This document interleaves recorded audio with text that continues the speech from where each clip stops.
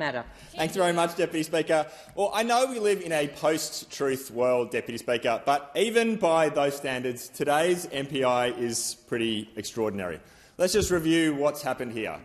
The Shadow Minister for Housing has called on a matter of public importance, and that matter of public importance is the impact of the CFMEU on housing costs in Australia. And he's come in here and he's delivered his speech on that impact.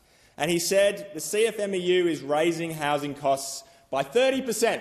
That was the key fact. It's the fact that he used in his speech not once, not twice, but 6 times. Over and over he said it. He loved this fact so much. 30% is the amount that the CFMEU is increasing housing construction costs in Australia. Well, Deputy Speaker, I love a good fact. I've known to be partial to facts, so my ears pricked up and I thought, I wonder where this fact comes from. I wonder where the fact that the Shadow Housing Minister has built his entire speech on, his speech about his portfolio, I wonder where he drew that fact from. Because 30% is quite a big number. Now, if you think about housing construction costs, you've got 10 to 20% profit margins. Presumably the CFMEU isn't impacting the builders' profit margins.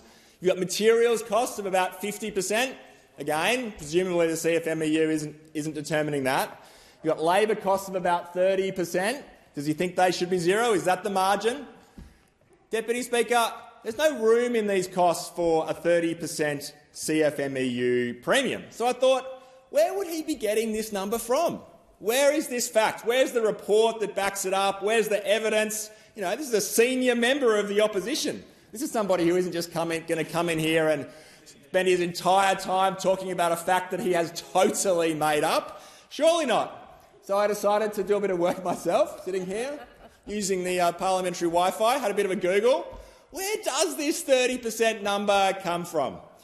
The only thing I could find was that it has been used by the Leader of the Opposition. The Leader of the Opposition also loves this number. He's used it 3 or 4 times. The CFMEU increases costs by 30%. In fact, once Deputy Speaker, he gave himself a little bump up and he said to 2GB the CFMEU actually increased the cost of construction by 40%. Didn't source that one either. So then I thought, well, let's go to the ABS. The ABS is always going to give us some quality facts on this type of thing. And the ABS does show that housing construction costs in Australia have been going up. They've been going up quite markedly, but unfortunately not in the way that the Shadow Housing Minister would want us to believe. Deputy Speaker, this is the trajectory of housing construction costs, according to the ABS, over the last 3 years. Over the last year, housing construction costs have gone up 4.3%. Now, that's a lot, but it's not as much as the previous year. It's less than the previous year, where housing construction costs went up 7.3%. That was the first year of the Albanese Labor government. But then I just did a bit of a scroll backwards to the previous year, the last year of the Liberal National government. What does the ABS say that housing construction costs increased by under their watch? Just to preview, ours was 4.3% this year, 7.3% last year. What was the increase in housing construction costs in the year to June 2022 under the Liberals and Nationals?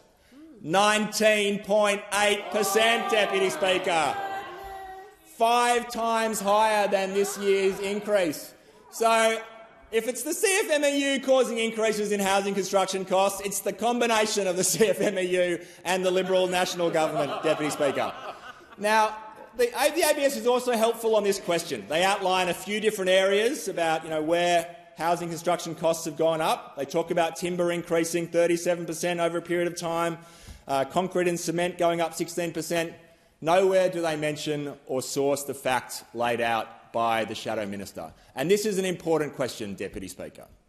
If you're a serious political party, you come into this House on a serious question like housing costs in Australia, and you need to do 2 things. You need to be serious about the causes of that problem, and you need to propose real solutions. Those are the 2 tests for a serious political party. And what we saw from the Shadow Minister for Housing is he came into this House, he gave an MPI on his own topic, he made up a fact to describe the problem, which has very little relationship to the actual serious problem, and he proposed not a single thing to resolve it. This is not a serious political party, but it's a serious issue.